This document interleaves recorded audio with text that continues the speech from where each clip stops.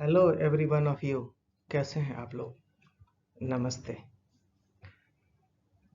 आप हमारे घर आते हैं, हमारे घर पे आमने सामने हम लोग बैठते हैं, कुछ बातें करते हैं, आप चाय पीते हैं। और जब आए थे तो आप अपने बाइक की चाबी, अपना मोबाइल फ़ोन और अपना पर्स एक टेबल पे रख जाते हैं।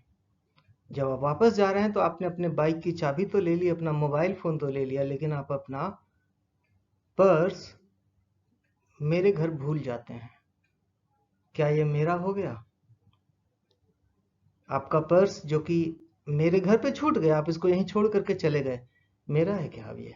Now does it belong to me? मेरे पड़ोसी ने मेरे लिए नहीं, मेरे पड़ोसी ने अपने लिए पिज्ज़ा मंगवाया। उन्होंने पिज्ज़ा ऑर्डर किया, प्रीपेड ऑर्डर था, उन्होंने ऑनलाइन पेमेंट कर दिया, अपने लिए मंगवा लिया और वो इंतज़ार करते रह गए। गलती से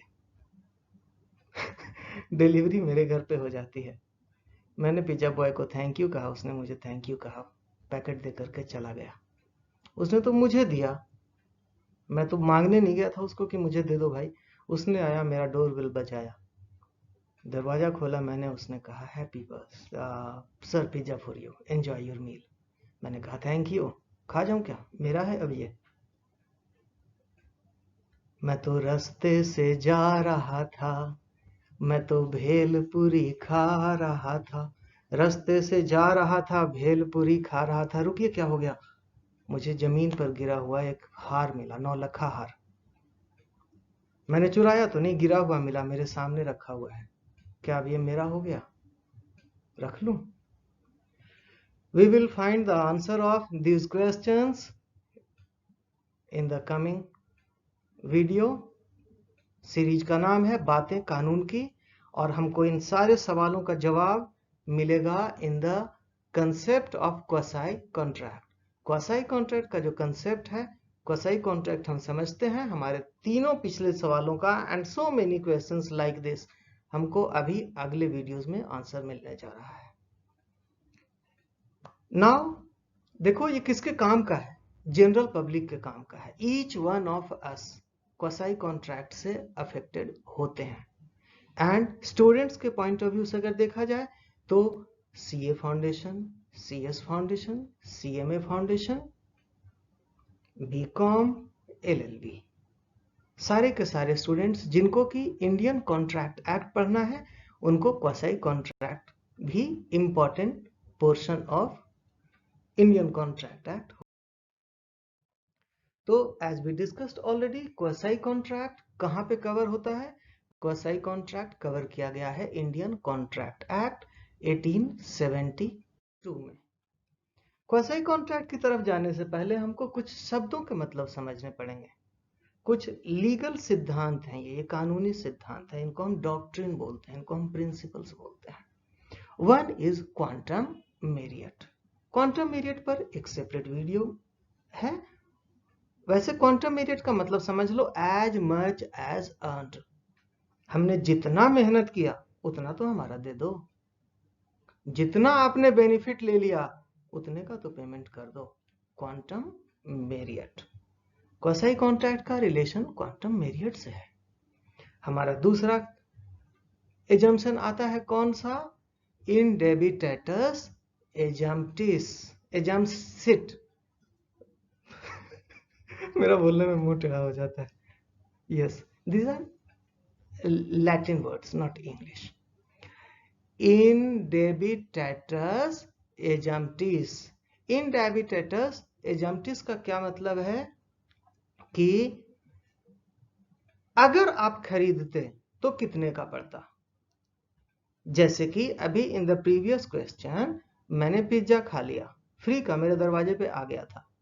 प्रिंसिपल कहता है कि ठीक है, खा लिया, अगर खरीदते तो कितने का पड़ता, अब तो खा लिया ना, इतने पैसे दे दो। ये वाले प्रिंसिपल है एक, जो कि कोर्ट्स अप्लाई करती रही हैं क्वासाई कॉन्ट्रैक्ट के केस में। एंड तीसरा है unjust enrichment. Doctrine of unjust enrichment क्या बोलता है कि ठीक है, एनरिचमेंट, रिच होना, आपको अधिकार है अमीर हो जाने का, लेकिन मेरे खर्चे पे थोड़ी ना। मुझे पिज्जा खाना है तो मुझे तो खाने का अधिकार है, जीने का अधिकार है, लेकिन पड़ोसी की पेमेंट पे थोड़ी ना। खुद का खरीदो, खुद का खाओ। मुझे 9 लाख अधिकार चाहिए, ठीक है, लेकिन खुद से खरीद लो ना। अनजस्ट इनरीचमेंट, अनजस्ट, इनअप्रोप्रिएटली, किसी दूसरे के को लॉस पहुंचा करके आप अपने आप को तो रिच नहीं कर सकते। अगर आपने बेनिफिट लेना है तो मेहनत करना पड़ेगा। क्लियर? आगे चलते हैं, इनमें ज्यादा टाइम देने की जरूरत नहीं है, आगे बढ़ते हैं, सब समझ आएगा। तो क्वासाई एंड कॉन्ट्रैक्ट, पहले इन दोनों शब्द का मतलब अगर समझें, हमारे लिए क्वासाई कॉन्ट्रैक्ट समझने का, लीगल प्रिंसिपल समझने का आसान होगा आगे का सफर। तो जरा शब्दार्थ समझ लीजिए। क्वासाई कॉन्ट्रैक्ट में 2 शब्द आप यूज कर रहे हो। पहला शब्द है क्वासाई, इसको क्वासी भी बोलते हैं। क्वासाई बोलिए या क्वासी बोलिए, जो भी बोलिए, इसका मतलब होता है लगभग। क्वासाई मीन्स के जैसा, क्वासाई मीन्स के समान, आप क्वासाई साइंटिफिक, ऐसे शब्द भी आपको कहीं कहीं सुनने को मिलेंगे। और दूसरा वर्ड कॉन्ट्रैक्ट, 2D तो अच्छे से डिफाइन करता है, an agreement enforceable by law, agreement offer plus acceptance, when it meets enforceability it becomes contract. हम रोज कॉन्ट्रैक्ट करते रहते हैं 2 पार्टीज के बीच में, एक ने ऑफर दिया, दूसरे ने एक्सेप्ट किया, अगर ये कानूनी रूप से बाध्य है तो ये कॉन्ट्रैक्ट बन जाता है। So quasi contract is not a contract but it is like a contract. Quasi contract is not as such a regular contract, but quasi contracts are relations resembling those of contracts. रास्ते पर गिरा हुआ हार आपने उठा लिया तो आपका और फाइंडर, जिसका कि ये है ट्रू ओनर का, रिश्ता बन गया दोनों के बीच में। कैसे बना? कानून ने बनाया। ऐसा नहीं कि उसने ऑफर किया था कि मेरा हार गिरेगा आप उठा लेना, आपने ऑफर किया था कि ठीक है मैं आपके घर पहुंचा दूंगा, ऐसा तो कुछ हुआ नहीं था। This is not a contract but this is contract के जैसा। This is certain relations resembling those of contracts, quasi contract. देखो quasi contract as we discussed is covered in Indian contract act 1872। Indian contract act 1872 का chapter 5, chapter number 5 quasi contract से deal करता है। जिन लोगों को exam जिन लोगों को समझना है डे टू डे लाइफ के लिए, उनके लिए ठीक है। जिन लोगों को एग्जाम लिखना है उनके लिए देखो जी, कौन से चैप्टर में? Chapter number 5। Indian contract act का कौन सा चैप्टर क्वासाई कॉन्ट्रैक्ट की बात करता है? Chapter number 5। देखो क्वासाई की स्पेलिंग क्या है? QUASI, 5, QUASI, quasi contract chapter number 5, and sections also only 5। Quasi contract Indian contract act का 5 नंबर चैप्टर एंड सेक्शन 5, कौन कौन से? 68, 69, 70, 71, 72। मीनिंग क्वासाई कॉन्ट्रैक्ट एक्ट के अंदर हमको, सॉरी क्वासाई कॉन्ट्रैक्ट जो कि हमको इंडियन कॉन्ट्रैक्ट एक्ट के अंदर मिलने वाला है, कौन से 5 सेक्शंस में इसकी बात पूरी की पूरी कही गई है। Section 68, 69, 70, 71 and 72। याद करने के लिए आप जान लो क्वासाई की स्पेलिंग में QUASI 5 कैरेक्टर आ रहे हैं, यानी ये चैप्टर नंबर 5 में है। और चैप्टर नंबर 5 है तो इसके अंदर सेक्शन भी 5 ही हैं, 68, 69, 70, 71 एंड 72। तो कौन कौन से सेक्शंस में हमको क्या क्या मिलता है? देखो पहला सेक्शन, सेक्शन नंबर 68 क्या बात करता है? Claims for necessaries supplied. देखो कोई लोग ऐसे होते हैं जो कि इनकैपेबल ऑफ कॉन्ट्रैक्ट होते हैं, who are not capable to contract. 10 बहाने करके ले गए दिल, सेक्शन 10 में जाओगे वहां पर एसेंशियल्स ऑफ कॉन्ट्रैक्ट मिलते हैं, वहां से आगे बढ़ो, उसी सेक्शन में आसपास जाओ, देखो अपने दिमाग को ले जाओ, वहीं पे मिलेगा आपको। सेक्शन 10 बहाने करके ले गए दिल। तो देखो सेक्शन नंबर 10 वहां पर क्या बातें हो रही हैं, उसके आगे बढ़ो। 11 minors are not capable of entering into a contract, है ना? आपको याद आ रही है सर चीजें? Lunatics, idiots, persons of unsound mind, align enemies। Separate detail में सेपरेट वीडियो अभी यहां पर हल्का सा देख लो कि ये वो लोग हैं पर्सन्स डिस्क्वालिफाइड बाय लॉ, ये वो लोग हैं जो कि कॉन्ट्रैक्ट नहीं कर सकते, they are not capable of entering into a contract. अब इनको कुछ नेसेसरीज चाहिए। मानवता का भी तो ख्याल रखो थोड़ा, कानून सही है, कानून तो इंसानों के लिए है। तो देखो इनको अगर कोई नेसेसरीज सप्लाई की जाती हैं तो ये पर्सनली तो लायबल नहीं होंगे, लेकिन इनका एस्टेट लायबल होगा। और जो सप्लायर है, जिसने नेसेसरीज सप्लाई की, जिसने मानवता दिखाया, उसको तो उसका बकाया मिलेगा। फॉर एग्जाम्पल कोई एक बच्चा है, उस बच्चे के लिए माइनर है, नेसेसरीज उसको सप्लाई की जाती हैं, जो अब देखना पड़ेगा कि नेसेसरी क्या है। May be education necessary for that child, may be medical facilities. तो जिन लोगों ने उसको एजुकेशन मेडिकल फैसिलिटीज प्रोवाइड करवाई हैं, child is not capable of entering into a valid contract, but उनका जो राइट है वो सुरक्षित है, उनको उनका पैसा मिलेगा।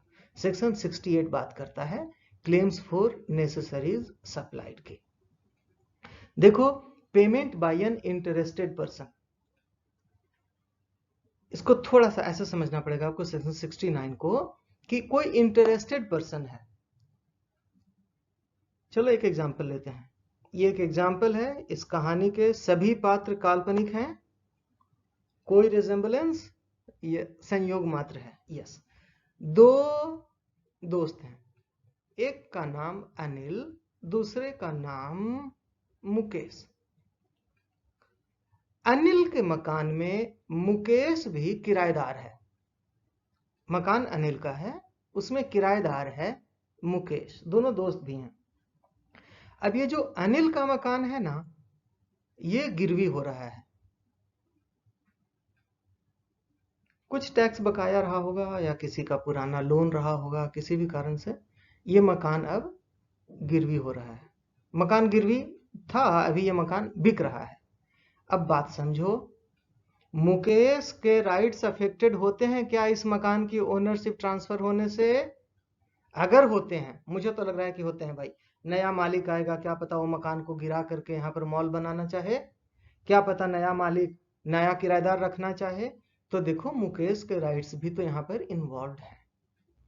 अब मुकेश अगर पेमेंट करके अनिल का मकान बचा लेता है, तो कल को अनिल ये नहीं बोल सकता कि तू कौन भाई, तूने पैसे दिए उनको, तू जान और वो जाने, और मकान तो मेरा है ही है। ये नहीं चलता। अनिल को मुकेश ने जो किया उसका मानना चाहिए एहसान, आंखों का पानी तो कोई चीज होती है।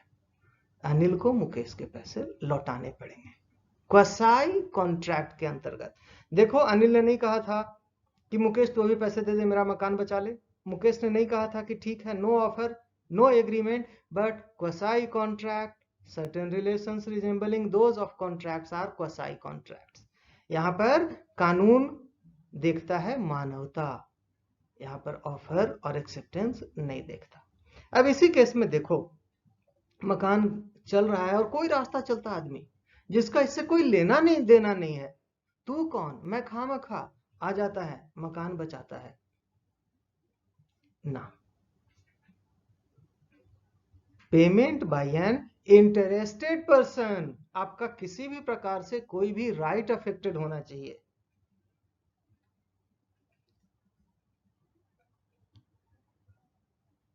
Benefit of non gratuitous act section 70 बोलता है। देखो हाँ पिज्जा वाली बात, एक्ट दो प्रकार के हो सकते हैं, एक ग्रेटिचुअस एक्ट हो सकता है, एक नॉन ग्रेटिचुअस एक्ट हो सकता है।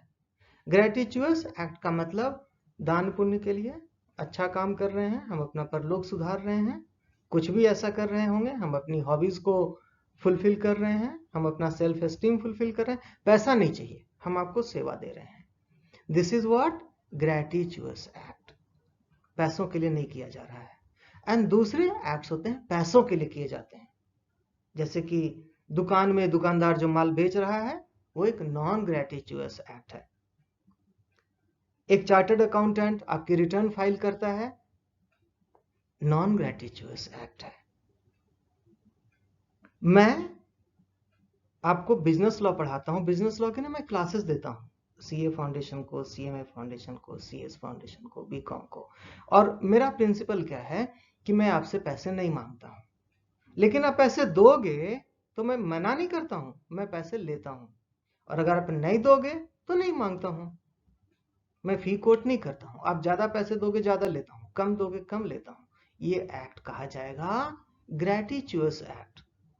अब आप आए और मुझसे एजुकेशन ले लिया और मुझे पैसे ही नहीं दिए तो नहीं दोगे ना। मैंने थोड़ी कहा है कि भाई ये नॉन ग्रेटिट्यूअस एक्ट है, जो कोई भी मुझसे पढ़ेगा वो 1 आवर के लिए मुझे 1 रुपी देगा। मैंने तो ऐसा कोई कोटेशन नहीं दिया आपको।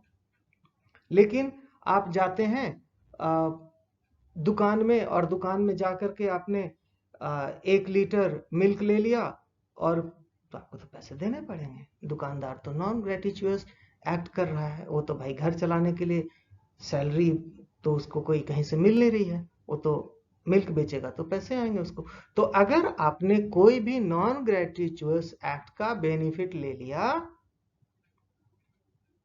आपको पैसे देने चाहिए।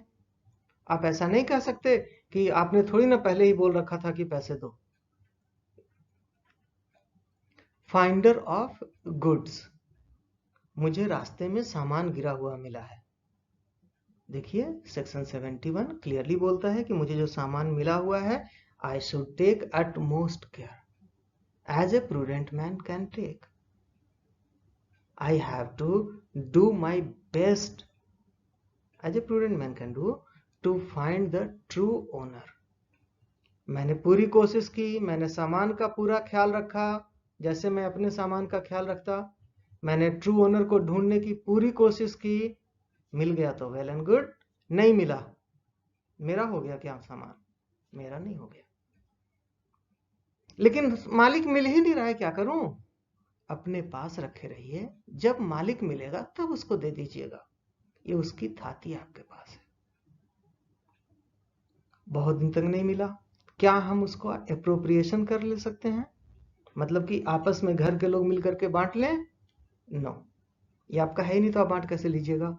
आपको बचा करके तब तक रखना है जब तक कि ट्रू ओनर नहीं मिल जाए, और ट्रू ओनर को ढूंढने की आपको पूरी कोशिश करनी है और उस तक उस सामान को पहुंचाना है। एंड 5 थे ना, 68, 69, 70, 71, 72।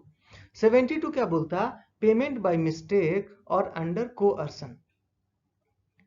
आपने किसी को गलती से पेमेंट कर दिया, ज्यादा कर दिया होगा या पूरा ही पेमेंट गलती से कर दिया, तो देखो उस पर्सन की ड्यूटी बनती है कि वो आपको आपका पैसा वापस करे। कोअर्सन में अब किसी ने आपके गन सर पे गन रख दिया और आपसे 1 लाख रुपए ले लिए। अब भाई देखो, कानून तो कहता है कि जिसने आपके सर पे गन रख करके आपसे पैसे ले लिए, उसकी ड्यूटी बनती है कि वो आपको आकर के पैसा लौटाए। वो तो लौटाने से रहा, नहीं लौटाएगा। तो अब आपकी राइट बनता है कि आप उससे वो पैसे वापस ले लो। जैसे ही आपके सर पर कनपट्टी पर से बंदूक हटी, अब आप फिर से शेर हो जाओ, आपके पैसे क्वासाई कॉन्ट्रैक्ट का प्रिंसिपल सुरक्षित करता है। So quasi contract section 68, 69, 70, 71, 72 claims for necessaries supplied. ऐसे लोग जो कि इनकैपेबल ऑफ कॉन्ट्रैक्ट हैं, उनको अगर नेसेसरीज सप्लाई की गई हैं तो सप्लायर के राइट्स सुरक्षित हैं, उसको उसका पैसा मिलेगा।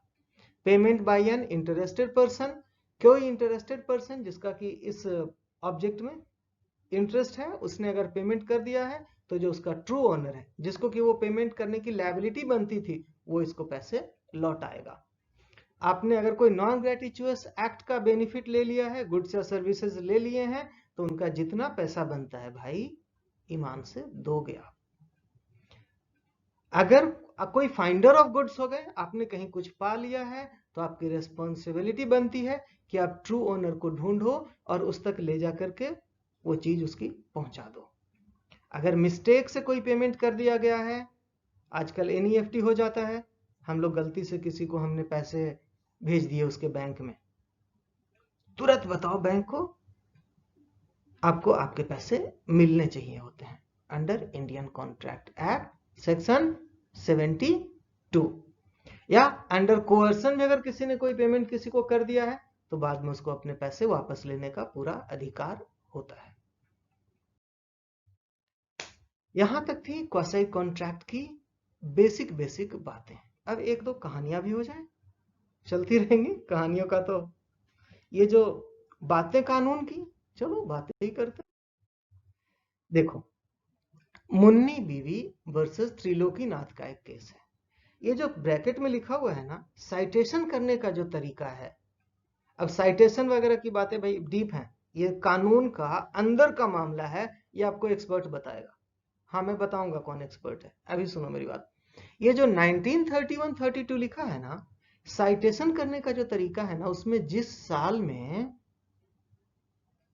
डिसीजन आया था वो वाला ईयर लिखा जाता है। लेकिन मैं तो बातें करने बैठा हूं आपके साथ, तो मैं वो वाला पीरियड लिखूंगा आगे से भी, and in other videos also, जबकि आसपास की ये बात है। इससे हमको अंदाजा मिलेगा बैकग्राउंड का, कि मान लो कि मैं बोलना चाहता हूं 5,000 रुपए, तो आज 5,000 रुपयों की जो वैल्यू है may be 30 years back same नहीं रही होगी। तो आपको पता तो हो कि कब की बात चल रही है, ताकि आप 5,000 रुपया समझ सको। इसलिए इसको इतना सीरियसली लेने की जरूरत नहीं है। और एग्जाम में लिखने के लिए भी आपको केस का नाम याद होना काफी है, डेट, डिसीजन कब आया था, रखोगे तो अच्छी बात है। हाँ, तो इधर आओ, मुन्नी बीबी वर्सेस त्रिलोकीनाथ में क्या कहा गया था कि कोई भी, तू कौन मैं खामखा, बेगानी शादी में अब्दुल्ला दीवाना, आ बैल मुझे मार, ये सब नहीं चलेगा जी। पेमेंट करके बाद में पैसे मांगने वाला केस, अभी अनिल के मकान में मुकेश किराएदार वाला, आपका कुछ होना चाहिए इंटरेस्ट। अगर आपका कोई इंटरेस्ट नहीं है तो आप क्यों पैसे पे कर रहे हो भाई, ये तो कुछ दाल में काला है। नहीं, ये चलबे ना। The person who makes the payment must honestly believe that his own interest demands payment. इससे उसका भी कुछ न कुछ ही जुड़ा हुआ है। अगला केस है Shyamlal versus state of UP का, 1968 का, मतलब ये उस समय की बात है। देखो, एक आदमी होता है, उस इंसान को उसकी जॉब से रिटायर कर दिया जाता है। तो वो बोलता है मेरे साथ नाइंसाफी हुई, मुझे रिटायर अभी मत करो, अभी मेरा रिटायरमेंट नहीं बनता है। गवर्नमेंट उसको रिटायर कर देती है। अब वो ठहरा भाई कांस्टेबल, हेड कांस्टेबल आदमी, क्या करेगा? कोर्ट चला गया। उसने कोर्ट से कहा कि मेरा अभी सर्विस बनता है, अभी मुझे जबरदस्ती रिटायर किया जा रहा है, मेरी रोजी रोटी का ये अधिकार का हनन हो रहा है, मुझे मेरी नौकरी के लिए आप बचाइए मेरी नौकरी, मुझे रिटायरमेंट नहीं चाहिए, मुझे काम करना है, and I am fit to work. Court को और टाइम चाहिए होता है ना, सारी चीजें अंडरस्टैंड करने के लिए, लर्न करने के लिए, एंड देन टू डिसाइड के लिए। तो इस बीच में ये पर्सन क्या बोलता है कि ठीक है, अभी इंजंक्शन लाओ, रिट ऑफ इंजंक्शन होता है, अभी देखेंगे अलग से। सीधा साधा मतलब ये कि ये जो फैसला आपको स्टडी करना है कर लीजिए, लेकिन अभी ये जो मेरा रिटायरमेंट है इसके ऊपर स्टे, सुना होगा आपने, रिट ऑफ स्टे लगा दो, इसको रोक दो फिलहाल। कोर्ट ने रिट ऑफ इंजंक्शन, रिट करेंगे बच्चे, हैबियस कॉर्पस भी उसमें आएगा, बहुत चीज आएंगे, रिट करेंगे अलग से। तो क्या किया ना कि वो कर दिया, उसको ऑर्डर दे दिया यूपी गवर्नमेंट को, क्या कि इनको इनकी नौकरी पे बहाल कीजिए जब तक कि हम पक्का फैसला आपको नहीं देते हैं। अब ये यूपी की गवर्नमेंट देखो आज ही स्मार्ट नहीं हुई है, पहले से ही स्मार्ट है, कोर्ट का आदेश तो मानना पड़ेगा। तो उनको उनकी सैलरी देनी शुरू कर दिया, लेकिन उनको काम कुछ नहीं दिया। कहा कि आप सैलरी लेते रहो, हाँ, और काम पे मत आना, सैलरी लो बस, क्योंकि आपके पास कोर्ट का ऑर्डर है भाई। और इधर से क्या होता है आगे चल के कि यूपी गवर्नमेंट पहुंच जाती है कोर्ट, उस इंजंक्शन पर इंजंक्शन लेने, उस स्टे को स्टे करवाने, ये जो उनको रिलीफ मिला है इस रिलीफ को रुकवाने। इस बीच में कोर्ट का फैसला आ जाता है कि इनको भाई रिटायर करो। तो अब रिटायर तो करेंगे, लेकिन अब आप सोचिए अपने दिमाग से कि ये जो इतने दिन इनको सैलरी मिली, इस सैलरी का क्या? नॉन ग्रेटिचुअस एक्ट है, मतलब कि सरकार, यूपी सरकार सबको तो ऐसी सैलरी बांटती नहीं ना, उनसे काम करवाती है फिर उनको सैलरी देती है। तो नॉन ग्रेटिचुअस एक्ट है, आपको बेनिफिट तो मिला, आपने पैसे तो उठाए, बैंक में तो पैसे आप भरते चले गए, अपने भरते चले गए नहीं, ओके, आप पैसे तो पाते गए ना, अपनी सैलरी तो आप पाते गए ना, एंड आपने बेनिफिट भी लिया, और नॉन ग्रेटिचुअस एक्ट भी था, और बदले में जो आपको देना था सैलरी, आपकी सर्विसेज, वो तो आपने दिया नहीं।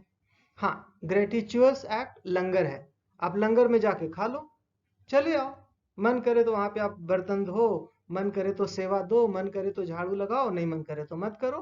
ग्रेटिचुअस एक्ट है लंगर में खाना खाना, लंगर लगाना ग्रेटिचुअस एक्ट है। और आप रेस्टोरेंट में जाके खा लेते हो और वहां से फिर थैंक यू बोल करके नहीं आ सकते, वो तो नॉन ग्रेटिचुअस एक्ट है।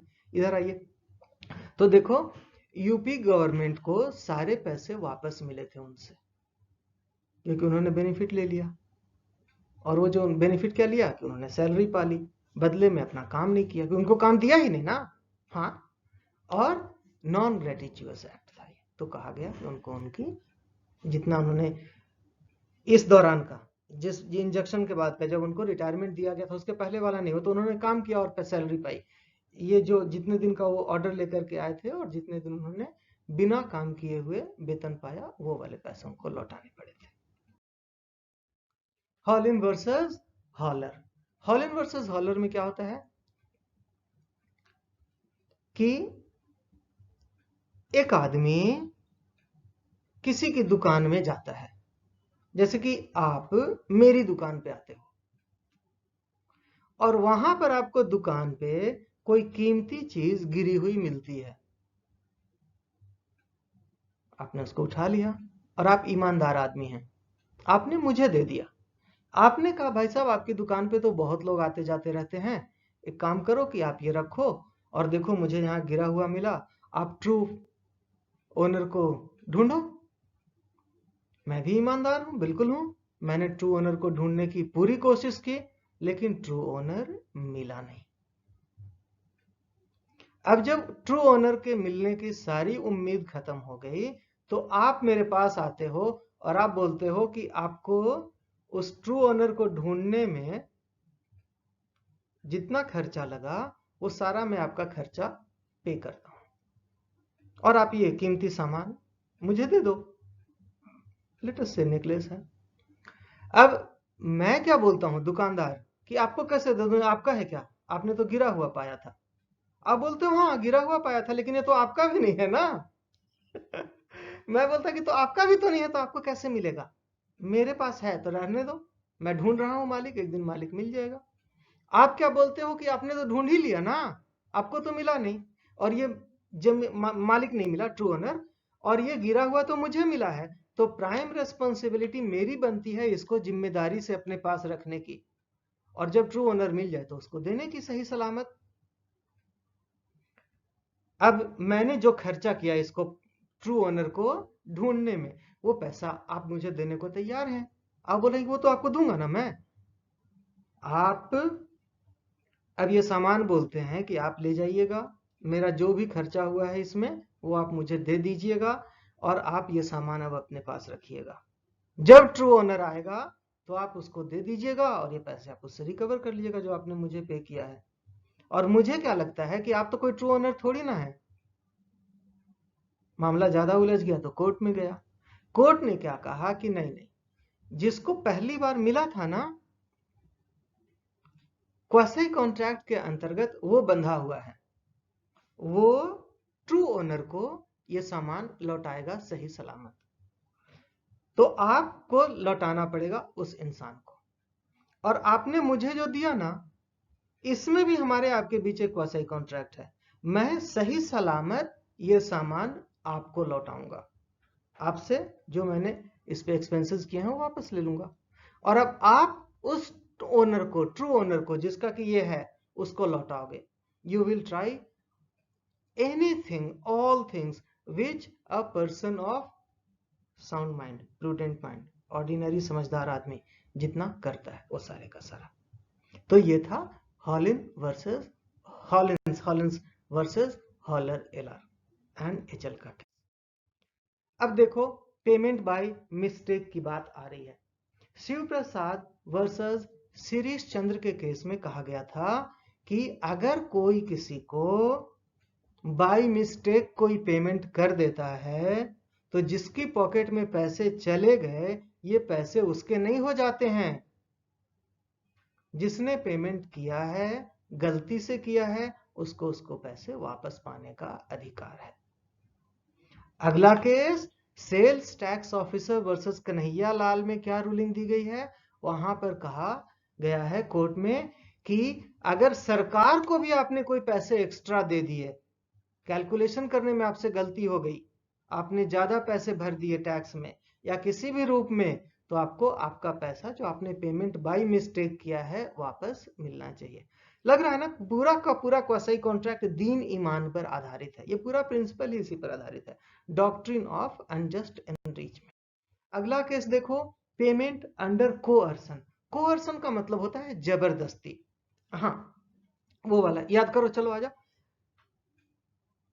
Undue influence, coercion, mistake, misrepresentation, fraud. Sequence का प्रॉब्लम नहीं है, बस यही चीजें होनी चाहिए, सीक्वेंस इधर चलता है। Undue influence, coercion, fraud, misrepresentation, mistake, ये 5 से आपका एग्रीमेंट फ्री होना चाहिए, होता है ना, कंसेंट। आपका consent should be free from all these 5: mistake, misrepresentation, fraud, coercion and undue influence. इनमें से जो वर्ड है कोअर्सन, इन 5 का अलग से वीडियो है। ये जो कोअर्सन है, कोअर्सन का मतलब होता है जबरदस्ती। तो आप पर जबरदस्ती करके अगर आपसे कुछ पैसे ले लिए गए हैं तो आपको आपके पैसे वापस मिलने चाहिए। आ जाइए। त्रिकम दास, बड़ा मजा आता है आप लोगों ने कहानियां सुनने में। हाँ सही भी है, कहानियां, ये जो केस लॉज हैं, कहानियां जो केसेस हैं, ये ना हमको कंसेप्ट्स क्लियर कर देती हैं। चलो, Trikam Das Udesi versus Bombay municipal corporation. BMC अच्छे से फंसी इस मामले में। किसने फंसाया? त्रिकम दास उदेसी ने। और भाई 5 रुपए के लिए, हाँ 1950 के आसपास का मामला है, 5 रुपए के लिए ये आदमी हाईकोर्ट तक गया था, बॉम्बे हाईकोर्ट तक। एक भाई साहब चढ़े ट्राम में, ट्राम ट्रेन होती है, ट्राम में विदाउट टिकट चढ़े। कहां से कहां जाना था, छोड़ो हटाओ, कहां से कहां जाना था, बॉम्बे का ही मामला था। मुझे ना बॉम्बे के सारे मोहल्लों के नाम एक जैसे ही लगते हैं। हाँ, मुंबई, लेकिन हाईकोर्ट अभी भी बॉम्बे हाईकोर्ट ही है। चलो इधर आते हैं, बीएमसी का केस देखते हैं। तो ना, एक इंसान वन प्लेस से दूसरे प्लेस पे जाने के लिए without ticket, without purchasing a ticket, train में गया, ट्राम में। हाँ, तो जब वो गया ना तो उसको पकड़ लिया इंस्पेक्टर ने। तो जो इंस्पेक्टर आया उसने उसको 5 रुपए का फाइन कर दिया। इसने उसको 5 रुपए का फाइन पे किया और अपने 5 रुपए की वसूली के लिए कोर्ट जाता है। कोर्ट में ये आदमी क्या बोलता है कि देखो, मेरे साथ भारी नाइंसाफी हुई है, मैं विदाउट टिकट ट्राम में था, ये बात सच है, हाँ था। तो हर, मतलब कि क्या था, तो हर चीज की कोई एक तरीका होता है, मुझसे कोअर्सन किया गया, मुझ पे जबरदस्ती की गई, मुझसे जबरदस्ती फाइन वसूला गया।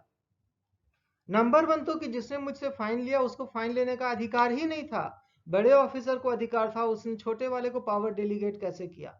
चलो किया तो किया, मुझे जब धमकी दी गई कि मुझे ले जा करके ज्यादा फाइन चुकाना पड़ेगा, मैं मुझ पे केस किया जाएगा, मुझे मजिस्ट्रेट के सामने ले जाया जाएगा और मुझे और भी ज्यादा फाइन देना पड़ेगा, इसलिए मैं 5 रुपए दे करके छूट जाऊं।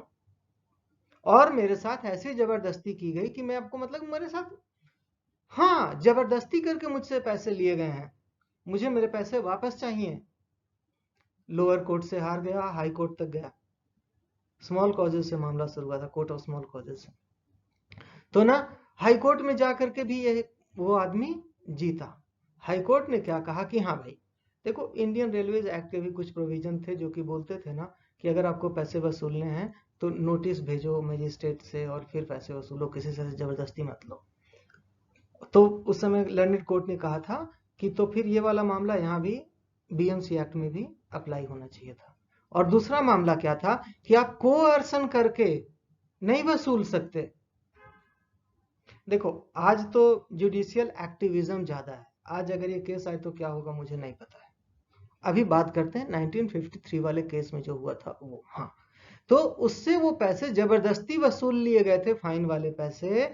तो कहा गया कि पेमेंट अंडर कोअर्सन अगर आप कर देते हैं तो आपको आपके पैसे वापस पाने का पूरा अधिकार है। और बीएमसी को बॉम्बे हाई कोर्ट ने ऑर्डर दिया कि इनका 5 रुपया जो आपने फाइन लिया है वो 5 रुपया लौटाइए, और इनको ये जो केस लड़ने में जितना पैसा खर्चा हुआ है ये भी इनको आप वापस कीजिए। यानी कि अगर आप यहां से हमको क्या सीख मिलती है कि पेमेंट बाय मिस्टेक अगर कर दी जाए तो वापस लिया जा सकता है। पेमेंट अंडर कोअर्सन, कोई आपसे अगर जबरदस्ती पैसे छीन लेता है, कोई आपको दबाव डाल करके पैसे ले रहा है, तभी आपको आपके पैसे या गुड्स वापस मिलेंगे। बस लास्ट के फ्यू मिनट्स पूरा वीडियो देखना चाहिए। हाँ देखो, तो डिफरेंस क्या है कॉन्ट्रैक्ट्स एंड क्वासी कॉन्ट्रैक्ट्स के बीच में? एक तरह से देखो तो बड़ा डिफरेंस है। बड़ा डिफरेंस ये है कि ऑफर ही नहीं है, एक्सेप्टेंस ही नहीं है। सेक्शन 2A से जो चीजें शुरू होती हैं कुछ है ही नहीं। और दूसरी तरह से देखो तो है ना, दो लोगों के बीच में कॉन्ट्रैक्ट तो हो रहा है not bye their own will, bye operation of law. कानून ये relationship, certain relations resembling those of contract लागू कर रहा है। तो देखो ऑब्लिगेशन की बात करते हैं ना, ऑब्लिगेशन की बात करते हैं तो क्या पता चलता है कि contracts operation of the contract से हम लोग करते हैं।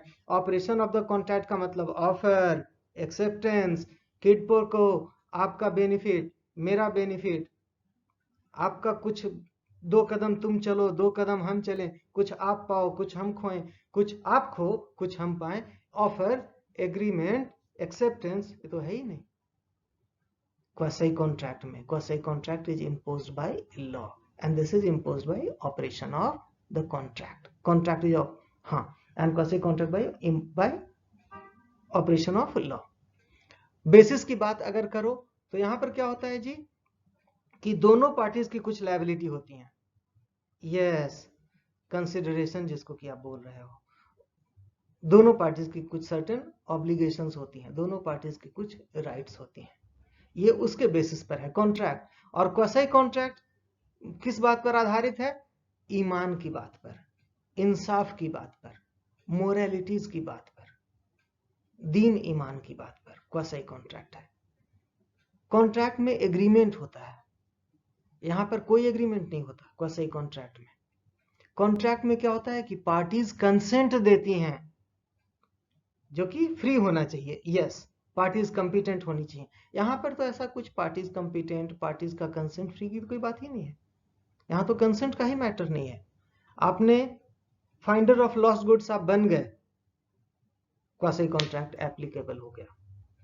आप देख रहे हो आपकी नजरों के सामने कहां पर आपका इंटरेस्ट है और वहां पर आपने पेमेंट कर दिया, उस प्रॉपर्टी को बचा ली, क्वासी कॉन्ट्रैक्ट तो हो गया। कोई ऑफर नहीं, कोई एक्सेप्टेंस नहीं।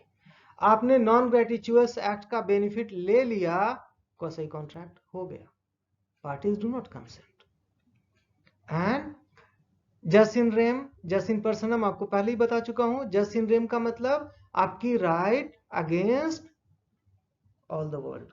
आपको आपके घर में अधिकार है सुरक्षित रहने का, शांति से रहने का, और आपको यह अधिकार है against everybody in the world. और कुछ अधिकार हैं जस्ट इन पर्सनम, आपको कुछ अधिकार हैं, जैसे कि अगर आपके मकान में किराएदार है तो आपको अधिकार है उससे किराया लेने का, आपका यह अधिकार जस्ट इन पर्सनम है। लैटिन के टर्म्स हैं। देखो जैसे हिंदी की माँ संस्कृत, वैसे अंग्रेजी की माँ लैटिन। लैटिन वो इसमें बहुत आते हैं प्रोवर्ब्स। और क्वासी कॉन्ट्रैक्ट तो जस्ट इन पर्सनम है। अगर मैंने पिज्जा खा लिया पड़ोसी वाला, तो पड़ोसी को पिज्जा का मतलब कि वैसा ही पिज्जा ला करके उसको देने की जिम्मेदारी मेरी बनती है, पूरी कायनात की थोड़ी ना। अगर मैं फाइंडर ऑफ लॉस्ट गुड्स बन गया तो जिसका सामान खोया था वो दुनिया में हर किसी से थोड़ी ना वसूलेगा, मुझसे वसूलेगा। मैं दुनिया में हर किसी के अगेंस्ट अपने राइट्स थोड़ी ना मांगने जाऊंगा, क्वासी कॉन्ट्रैक्ट वाले। अब यहां तक की बात तो थी, आगे की चीजें देखी जाएंगी एक बार में कि आपकी बुक में किन किन के कोर्स में कहां पे है। तो इस सेक्शन को हम लोग बोलते हैं ये सब लिखा हुआ कहां पे है। जितना आप भाषण देकर के गए हैं, ये पूरा भाषण कहां लिखा हुआ है, मतलब कि सिलेबस में कहां पर है। तो सिलेबस देखो, सीए फाउंडेशन वालों जागो, आपका पेपर नंबर 2 है लॉ का पेपर। आपके यूनिट 1 में जहां पर कि टाइप्स ऑफ कॉन्ट्रैक्ट्स की बात चल रही है, ब्लॉक ब्लॉक वाला फोटो है, वहां पर क्वासी कॉन्ट्रैक्ट की हल्की सी झलक मिलती है। एंड आपके यूनिट नंबर 6 का 3rd पॉइंट ऑनवर्ड्स 6.3 पॉइंट से क्वासी कॉन्ट्रैक्ट या क्वासी कॉन्ट्रैक्ट भी बोलते हैं इसको, वहां क्वासी कॉन्ट्रैक्ट कवर किया गया है 6.3 पे डिटेल में। सीएस फाउंडेशन वालों, आपका पेपर 1 है बिजनेस लॉ का पेपर, लॉ नहीं लॉज बोलना चाहिए मुझे, यस, बिजनेस लॉज का पेपर, लेसन नंबर 9। स्क्रॉल करते करते करते करते पढ़ते पढ़ते पढ़ते पढ़ते नीचे आओ, क्वासी कॉन्ट्रैक्ट चैप्टर 5 सेक्शन 68 से लेकर के 5, 68, 69, 70, 71, 72। सीएमए फाउंडेशन, आपका पेपर नंबर 3 है बिजनेस लॉ का पेपर, आपके स्टडी नोट में 1.9 पे है, हाँ वहीं पे 1.9 क्वासी कॉन्ट्रैक्ट के ही नाम से। अब देखो बीकॉम वालों, आपके जितने यूनिवर्सिटीज हैं, जितनी डीम्ड यूनिवर्सिटीज हैं, किन्हीं में सेमेस्टर है, किन्हीं में ईयर का कंसेप्ट है, थोड़ा इधर थोड़ा उधर होता है। देखो इंडियन कॉन्ट्रैक्ट एक्ट आपको फर्स्ट ईयर में पढ़ना है कि फर्स्ट सेमेस्टर में पढ़ना है कि सेकंड सेमेस्टर में कि सेकंड ईयर में। जब भी इंडियन कॉन्ट्रैक्ट एक्ट है ना आपके कोर्स में, तो क्वासी कॉन्ट्रैक्ट भी है। जहां कहीं भी इंडियन कॉन्ट्रैक्ट एक्ट फुल नहीं पढ़ाया जा रहा है, वहां सेक्शन 75 तक तो पढ़ाया ही जा रहा है, और क्वासी कॉन्ट्रैक्ट वहां पे आता है। एलएलबी वालों, क्या बोलूं आपको तो लॉ में ही एक्सपर्टीज लेनी है, आपको तो क्वासी कॉन्ट्रैक्ट आपके साथ ही चलता रहता है, आप तो ज्यादा डिटेल में पढ़ते हो। तो मोटा मोटी मैंने पूरा ट्राई किया आपको क्वासी कॉन्ट्रैक्ट समझा सकूं। कोई भी डाउट्स हैं तो बताइएगा। क्वासी कॉन्ट्रैक्ट एग्जाम में लिखने के लिए मेरे समझ से आप तैयार हो, आपको पूरी बात मैं पूरी आशा करता हूं कि समझ आई होगी। एक बार जहां जहां जिनको जिनको बता रहा हूं अपनी बुक में एक बार पढ़ लेना, पूरा लिख पाओगे, कुछ नहीं छूटेगा इसमें से, कैसा भी क्वेश्चन आ जाए। अब अगर एक्सपर्ट ओपिनियन चाहिए, अब जितना मैंने बता दिया उसके आधार पर तो कोर्ट में जाके खड़े नहीं हो जाओगे ना, ये तो सिलेबस की बात हो रही थी। अब इस इतने से क्वासी कॉन्ट्रैक्ट पे कोर्ट में जाकर के खड़े हो पाने के लिए, अग्रीव्ड पार्टी को उसका राइट दिला पाने के लिए एक्सपर्टीज चाहिए होती है। मेरी बात आपको मोटा मोटी हेल्प करेगी। अगर कानूनी सहायता पक्के तौर पे चाहिए हो तो एक्सपर्ट ओपिनियन लेना पड़ेगा, और वो एक्सपर्ट ओपिनियन लीगल प्रोफेशनल्स ही दे पाएंगे, उन्हीं को इसमें एक्सपर्ट नॉलेज होती है। मैं तो मान के चल रहा हूँ कि आप चार्टर्ड अकाउंटेंट बनने वाले हो, कंपनी सेक्रेटरी बनने वाले हो, सर CMA बनने वाले हो, तो management accountants, company secretaries, chartered accountants, आपको आपके क्लाइंट को इतनी ओपिनियन देनी है।